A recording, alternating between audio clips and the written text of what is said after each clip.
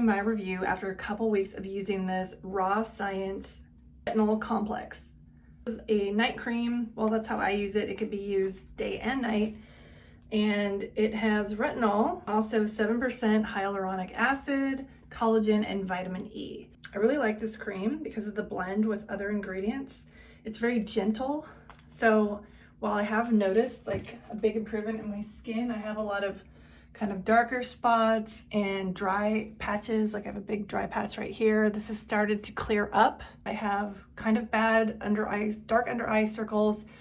I still have them, but they've gotten better, and like the little wrinkles around my eyes, it's all improving. I would say this stuff definitely works, and one of my favorite parts about it is the texture, oddly enough.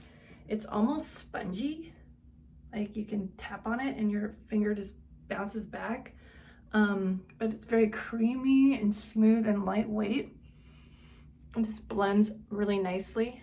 And it has this cool applicator that, like, if you take off the top and press on this, will squirt out the perfect amount of product. You may have to do it a few times. There you go. It's not very expensive as far as retinol creams go. It's under $25 and it works really well.